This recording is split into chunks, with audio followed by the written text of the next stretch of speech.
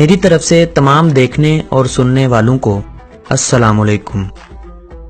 آج میں آپ لوگوں کو فلپائن کی سیر کرواؤں گا اور فلپائن سے جڑی ایسی باتیں بتاؤں گا جس سے آپ کے علم میں یقینی طور پر اضافہ اور سمجھداروں کو ایک سبق ملے گا۔ لیکن ویڈیو کا باقاعدہ آغاز کرنے سے پہلے تمام نئے آنے والے دوستوں کو جانی ٹی وی میں خوش آمدید۔ اگر آپ نے ابھی تک یوٹیوب پر موجود ہمارا چینل جانی ٹی وی سبسکرائب نہیں کیا تو جلدی سے چینل کو سبسکرائب کر لیں تاکہ آپ کو روزانہ ایک نئی ویڈیو ملتی رہے۔ 7107 جزیروں پر مشتمل یہ ملک فلپائن جزیروں کے ملاپ سے بننے والے ممالک میں دوسرا بڑا ملک ہے، جبکہ پہلے نمبر پر انڈونیشیا آتا ہے جو 17,000 سے بھی زیادہ جزیروں پر مشتمل ہے۔ اگر ہم فلپائن کے رقبے کی بات کریں تو فلپائن 3 لاکھ مربع کلومیٹر رقبے کے ساتھ دنیا بھر میں 72ویں نمبر پر شمار ہوتا ہے۔ فلپائن میں 2017 میں لگائے گئے اندازے کے مطابق 10.5 کروڑ افراد رہائش پذیر ہیں اور یہ آبادی کے لحاظ سے دنیا بھر میں 12ویں نمبر پر شمار ہوتا ہے۔ فلپائن کی 92% آبادی کرسچن ہے۔ دوسرا بڑا مذہب یہاں اسلام ہے جو فلپائن کی آبادی کا تقریباً 6% کے قریب ہے۔ باقی 2% دیگر مذاہب کے ماننے والے ہیں۔ اس جزیرے پر 1521 میں ایک اسپینش باشندے نے پہلی بار قدم رکھا اور اس کی کھوج لگائی۔ کیونکہ اسے ایک اسپینش باشندے نے پہلی بار دیکھا تھا تو اسپین نے اس جگہ کو اپنی ملکیت قرار دیا۔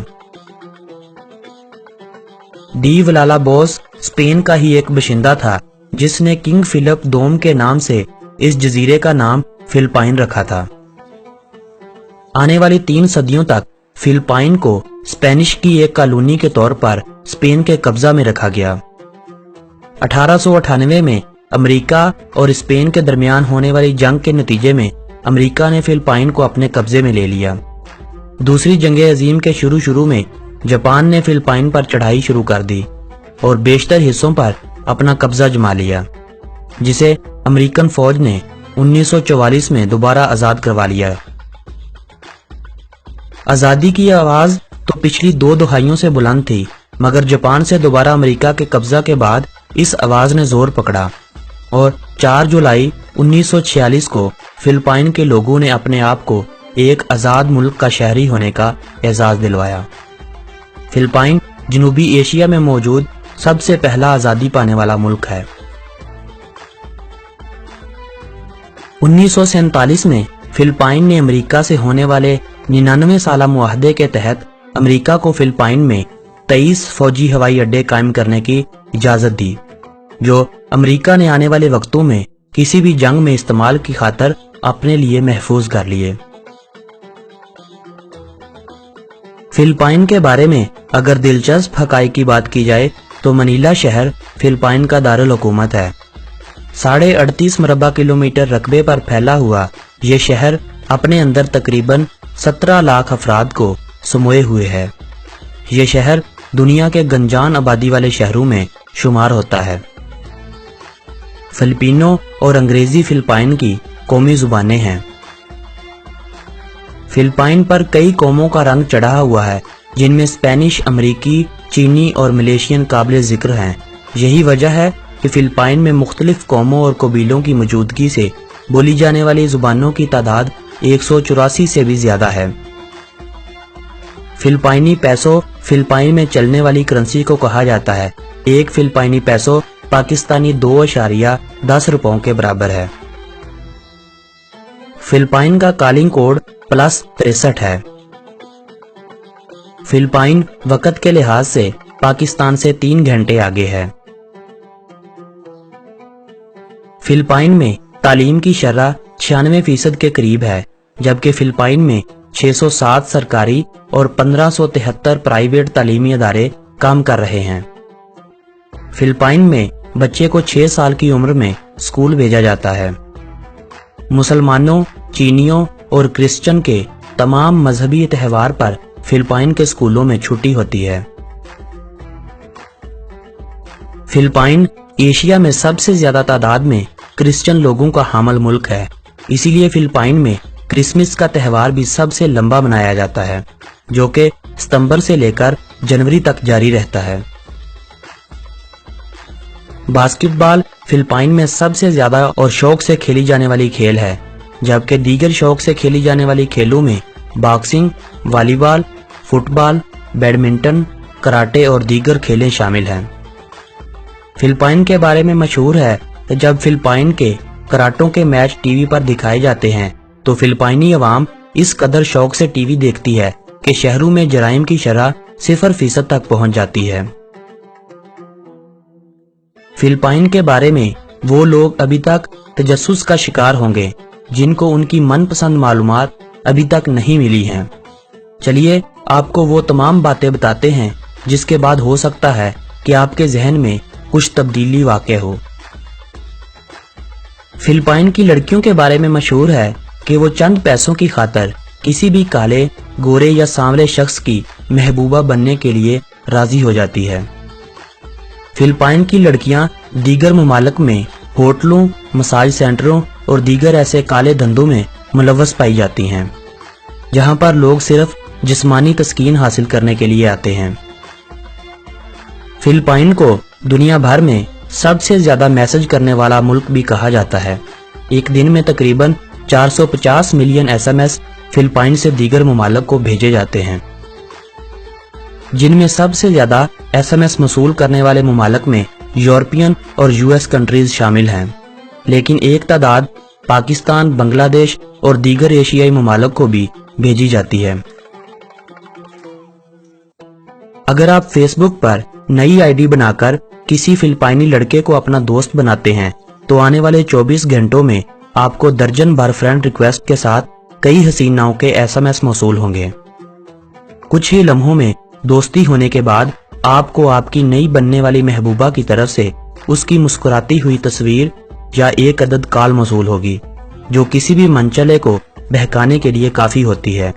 उसके बाद SMS और कॉल्स का एक ऐसा सिलसिला शुरू होता है जो मुस्तकबिल करीब में इस वजह पर खत्म होता है कि जब आपको एक फिलिपाइनी लड़की की तरफ से दुख भरी दास्तान सुनने को मिलती है, जिसका साफ साफ मकसद उसे पैसों की जरूरत होता है।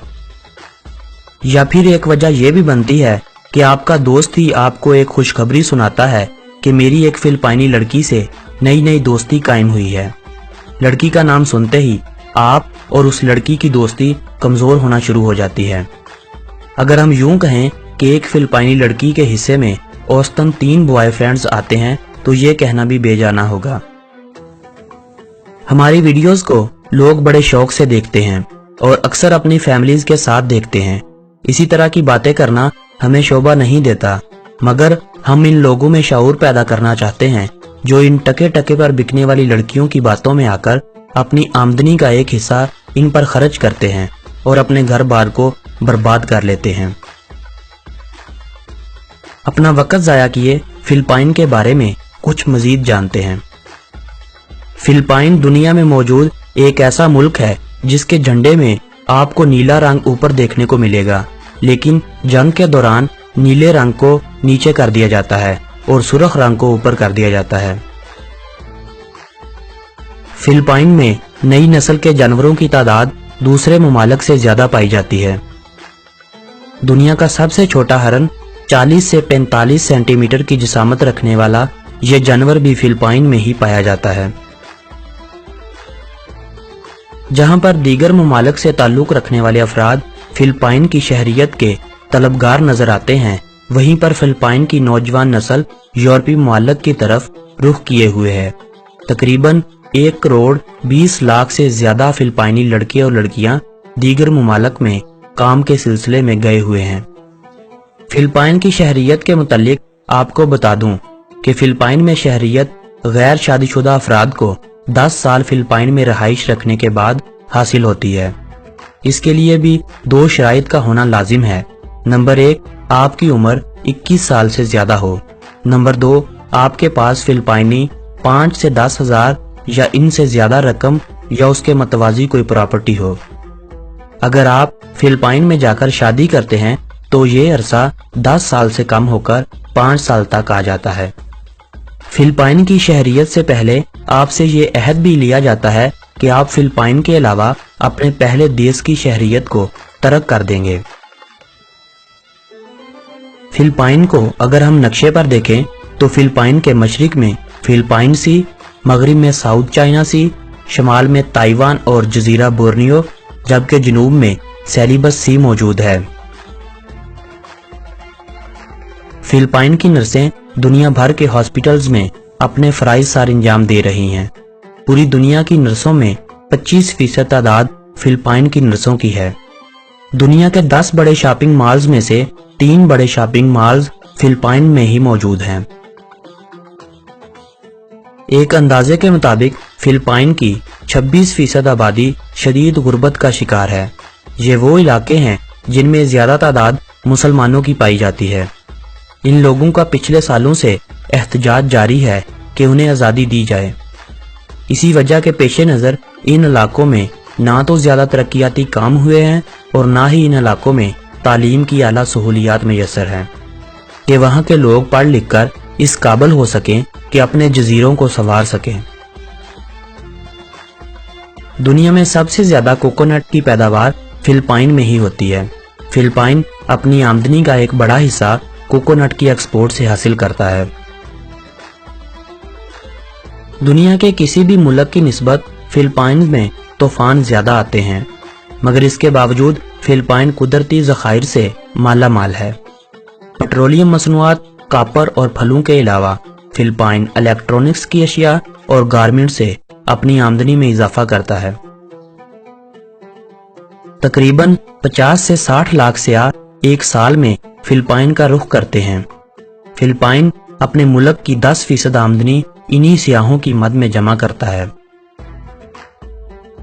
فلپائن سے ہر سال 3 لاکھ سے زائد لڑکیوں کو، جن کی عمر 15 سے 20 سال ہوتی ہے یا بعض 11 سال کی بھی ہوتی ہیں، ان کو سمگل کیا جاتا ہے اور پھر دوسرے ممالک میں ٹھیکیدار ان سے غلط کام کی مد میں ہزاروں ڈالر کماتے ہیں۔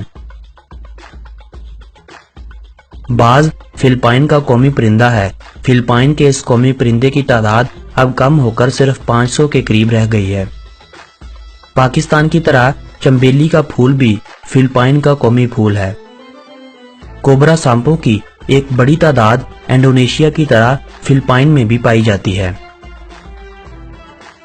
دوسری جنگ عظیم میں استعمال ہونے والی امریکی فوج کی جیپیں، جو آزادی کے بعد وہ یہیں چھوڑ گئے تھے، آج بھی مسافروں کو اٹھانے کے لیے استعمال ہوتی ہیں۔ کیرابا یہاں کا قومی جانور ہے جسے ہم بھینس کہتے ہیں۔ فلپائن میں اسے کھیتی باڑی اور بیل گاڑی کے طور پر استعمال کیا جاتا ہے۔ دوستو، یہ تھی فلپائن کے بارے میں دلچسپ معلومات پر مبنی ایک تفصیلی ویڈیو۔ اگر اس ویڈیو سے آپ لوگوں کے علم میں اضافہ ہوا ہو تو اس ویڈیو کو اپنے دوستوں کے ساتھ واٹس ایپ اور فیس بک پر ضرور شیئر کریں تاکہ وہ لوگ بھی ان معلومات سے فائدہ اٹھا سکیں، اور میری حوصلہ افزائی کے لیے لائک کا بٹن بھی پریس کر دیں تاکہ میں کل ایک نئی ویڈیو کے ساتھ آپ سے ملاقات کروں۔ تب تک کے لیے مجھے دے اجازت۔ اللہ نگہبان۔